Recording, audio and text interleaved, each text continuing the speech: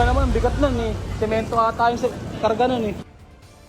Nagkarambola ang 10 sasakyan na yan sa Rodriguez, Rizal. Ang mitya ng disgrasya, 10-wheeler na kargado ng semento na nawalan umano ng preno. Isang rider ang nasawi habang sugatan ng tricycle driver at 2 pasahero. Nasa kustudiya na ng pulisya ang driver ng truck na maharap sa asunto.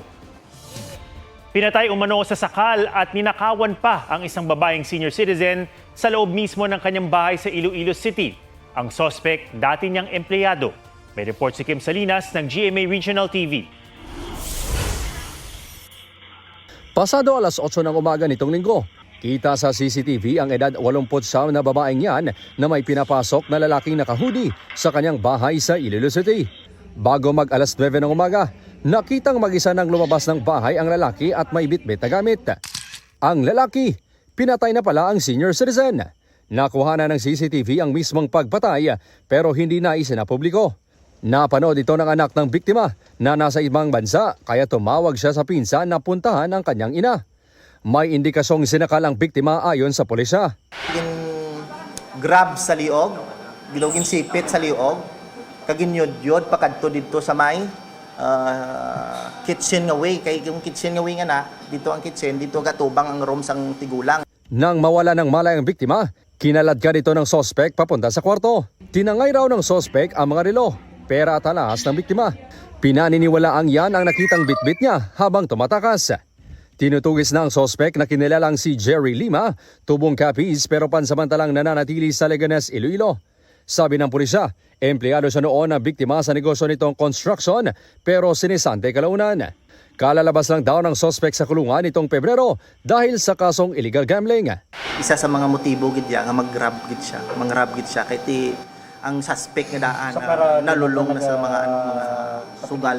Noong araw na isinigawa ang krimen, posible umanong inakala na biktima na may transaksyon sa kanyang sospek kaya pinapasok niya ito sa bahay.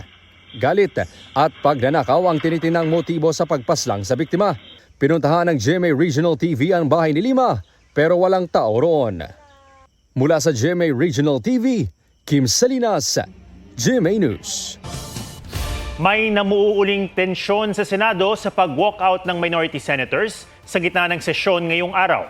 Tinututulan ng minority member Ping Lacson ang pag-amyenda sa Senate rules para makalahok sa sesyon ng isang senador via teleconferencing. Dinefer na raw kasi ang issue sa Committee on Rules kaya dapat doon ito talakayin. Pero sabi ng Senate Majority, kabilang na si Senate President Alan Peter Cayetano, pinapayagan sa rules na talakayin ng motion sa floor habang nagsesesyon. Sinegundahan ito ni Senator Rodante Marcoleta na nagmosyon ng amendment. Nang sabihin ni Cayetano na pagbotohan ng issue, hindi pumayag ang Senate Minority na mas kakaunti ang bilang. Nag-walkout sila maliban kay Minority Leader Tito Soto. Nag-adjourn ng session dahil sa kawalan ng quorum. So makikita nyo yung bagong technology at dahil sa ito'y dala na rin ang panahon, hindi namin ito nire-railroad. Kung mapaalala ninyo, May 11 pa, minotion ko na yun. This is a travesty of our rule. Hindi kami papayag sa mga niloloko. Pinagpipilitan nila para makaboto yung mga yun na makukulong. Sino naman yun? Hindi naman tayo tanga dyan. Mali yung gagawin nilang pagboto eh. Hindi na tayo umabot sa pag-discuss, debate sa substantive kasi hindi nila sinusunod yung sariling rules. Teleconference, ginagawa na kung may pandemya. Yes. Pandemya ngayon. Walang national emergency. Walang force majeure. Sasampahan ng reklamong plunder ng Ombudsman sina Senator Jinggoy Estrada at Senator Joel Villanueva na parehong idinadawit sa flood control scandal. Sabi ng Ombudsman, hindi ito panggigipit sa Senate Majority. May report si Joseph Moro. Mahigit 2 taon matapos ma-acquit sa kasong plunder kaugnay sa pork barrel scam, posible na namang maharap sa plunder si Senador Jinggoy Estrada. Ayon sa Ombudsman, posibleng sa Huwebes isampa sa Sandigan Bayan ang kaso laban kay Estrada na may kinalaman naman sa flood control scandal. Pirma na lamang ni Ombudsman Jesus Crispin Remulla ang hinihintay. Yung hinog na, pinulido lang namin, kaya inabot pa ng mahigit 1 linggo na pinag-aaralan. Isa sa mga pinagbasehan ng Ombudsman ang rekomendasyon ng National Prosecution Service ng Department of Justice na kasuhan si Estrada. Isa si Estrada sa mga itinurong kumikickback ng 30% umano sa mga proyekto kontra baha. Galing yan sa mga insider o kasabwat sa proyekto tulad din ng dating DPWH Undersecretary Roberto Bernardo, dating DPWH NCR District Engineer Gerard Opulencia at DPWH Bulacan 1st District Engineer Henry Alcantara na mga state witness na ngayon. Kung maihahain ng Ombudsman sa Sandigan Bayan ang kaso laban kay Senador Jenggoy Estrada sa Huwebes, susunod na ang proseso ng paglalabas ng arrest warrant laban sa kanya. Well, if this is the price that I have to pay for standing on my principles and what I believe in, so be it. Politika pa sa tingin mo, sir? Your guess is as good as mine. Nang tanongin sa Estrada kung tingin ba niya ay panggigipit ang isasampang kaso, No comment. Basta ang alam ko, ang sabi na LBRMO, wala akong insertion. Katulad ng sinasabi nila, ng first Blue Ribbon Hearing Committee, or yung binulgar ni Bryce Fernandez sa House na meron ako insertion. Nagkataon na dito sa LBRMO, wala silang record na ako ay may insertion ganong halaga. sasampahan din ng kasong plunder si Senador Joel Villanueva na idinadawit din sa flood control scandal. Baka 2 linggo pa. Hilog na rin, ngunit kinakailangan kasi puliduhin ang gusto yung pagkakalahad ng ng impormasyon at ng ebidensya. Pero in 2 weeks daw sabi ng Ombudsman. Parehong majority senator sina Estrada at Villanueva. Bukod sa kanila, 9 hanggang 10 senador pa ang iniimbestigahan ng Ombudsman kaugnay ng flood control issue pero hindi pinangalanan. Itinanggi naman ng Ombudsman na ginigipit nila ang mayorya ng Senado. Joseph Morong, GMA News. Pinaghahanap ang isang babae sa Bacolod City na nagpanggap na pickleball player para makapagnakaw. Hulikam naman ang lalaking tumangay ng kable sa Ayala Tunnel sa Makati. May spot report si Ian Cruz. Naglakad sa gilid ng Ayala Tunnel sa Makati ang lalaking ito gabi ng May 22. Maya-maya, hinila niya na ang mga nakalaylay na kable sa lagusan. Nang makuha ang kable, pinagpuputol niya ito. Ang di niya alam, kita siya sa CCTV ng MMDA. Naabutan siya ng Makati Police habang palabas sa tunnel. Isinailalim na siya sa inquest proceedings. Sa Bacolod City, bumaba sa hagdan ng isang court ang babaeng yan na naka-sportswear. May bitbit siyang pickleball paddle at backpack na mga nakaw pala. Pagmamayari pala ito ng senior citizen na sumali sa isang tournament. May lamang 15,000 pesos cash ang bag. Ayon sa organizer ng palaro, nagpanggap na player ang suspect. Nai-report na sa pulisya ang insidente para matugis ang suspect. Madaling araw ng May 11 ang makuna ng 2 lalaking ito na pinuntirya ang mga street lights sa Iloilo. Ayon sa pulisya, aabot sa higit 100 na ilaw ang ninakaw ng 2 sa 3 barangay. Matapos ang mahigit 2 linggo, nakilala ang mga kawatan na magkapatid pala. Na-recover sa bahay nila ang 24 na solar panels at 7 lithium batteries. Ayon sa kanilang kapatid, simula nang may ulat ang pagnanakaw, hindi na umuwi ang 2.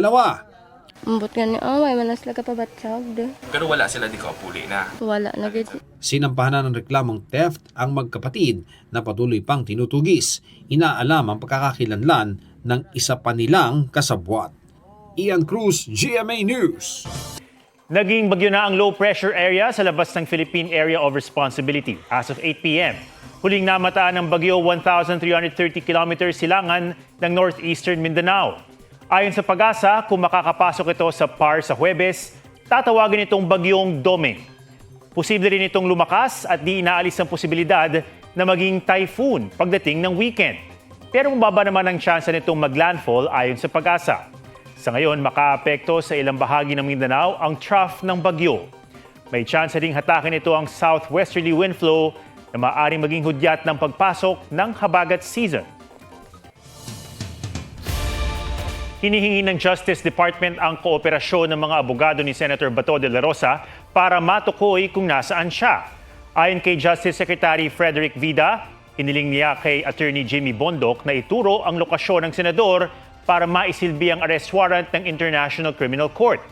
Panawagan naman ni Vida kay de la Rosa, sumuko na. Sabi naman ni Bondoc, walang impormasyon ng buong legal team kung nasaan si de la Rosa. Ayaw rin daw nilang malaman kung nasaan siya para magampanan nila ng maayos ang kanilang tungkulin. Batay sa mga impormasyong hawak ng DOJ, nasa Pilipinas pa si De La Rosa. Inirekomenda na ng Firearms and Explosives Office ng PNP ang kanselasyon ng lisensya at registration ng mga baril ni De La Rosa na itinuturing ng armed and dangerous ng gobyerno. 26 na probinsya ang makararanas ngayon ng drought o tagtuyot, kabilang dyan ang Metro Manila.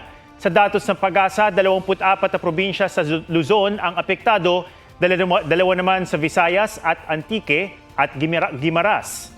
Nagkakaroon ng drought kapag may 60% na pagbaba sa average rainfall sa tatlong magkakasunod na buwan. Sa Dipaculao, Aurora, unti-unti na ring nakakaapekto ng matinding init ang ilang pananim. May ilan raw na hindi na rin napapakinabangan. 24 oras na ang retrieval operation sa kubuong itinatayong gusali sa Angeles, Pampanga. Itinigil na ang rescue operations dahil wala na raw ma-detect na signs of life. Ayon sa mga otoridad, kailangan nang madaliin ang retrieval operations lalo't nangangamoy na ang lugar at delikado na rin daw sa kalusugan ng mga residente.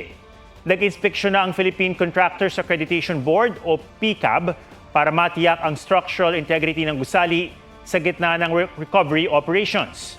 Bukas sa katakdang pumunta doon si DILG Secretary John Vic Remulla para tignan ang criminal liability ng contractor at may-ari ng gusali. 4 ang kumpirmadong nasawi sa guho habang 16 ang nawawala.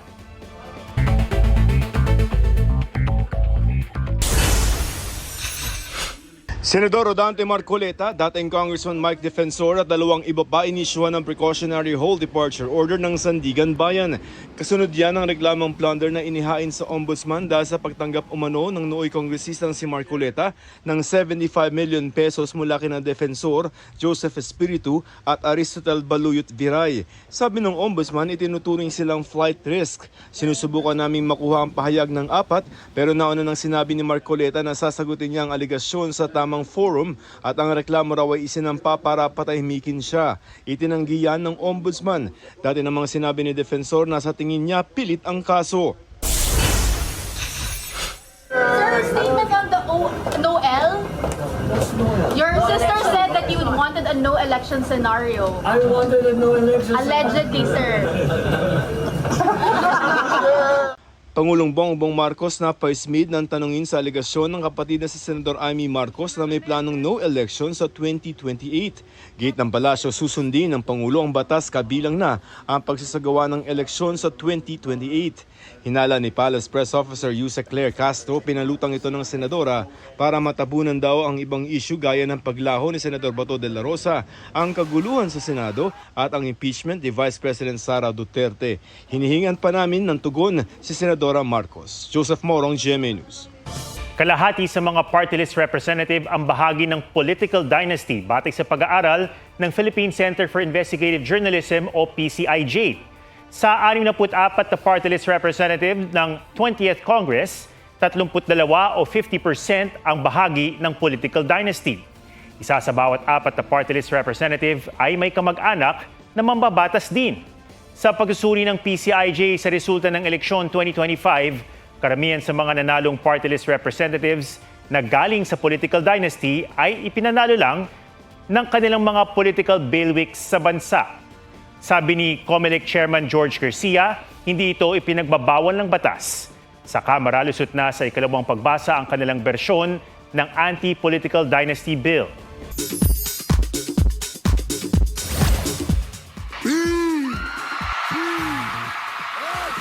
BTS, Artist of the Year at Best Male K-pop Artist sa 52nd American Music Awards. Ang comeback song nilang Swim, Song of the Summer. Ito ang unang award na nakuha ng Bangtan Boys matapos ang kanilang military enlistment. Kaya grateful sila, lalo na sa Army. Thank you. It's an honor to have this precious award. Cat's Eye! Ang global girl group na Cat's Eye, wagi namang New Artist of the Year. Breakthrough Pop Artist Award at Best Music Video para sa kanta nilang Gnarly. Proud Pinay ang isa nilang member na si Sofia na nagtagalog pa nang tanggapin ang award. Maraming salamat! Song of the Year, Best Pop Song at Best Vocal Performance, ang golden ng K-pop Demon Hunters. Best Soundtrack din ang animated film. Si SZA ang Best Female R&B Artist. Si Bruno Mars ang nakakuha ng Best Male R&B Artist Award, Best R&B Song, at Best R&B Album para sa kanyang Rest It All album. Ang house tour ni Sabrina Carpenter, Waging Album of the Year, Best Female Pop Artist at Best Pop Album. Best Male Pop Artist winner ang Everything Hallelujah ni Justin Bieber. Reunited naman sa AMA stage ang grupong Black Eyed Peas na nanalo ng Best Throwback Song para sa kanilang 2010 hit na Rock That Body. Aubrey Carampel, GMA News.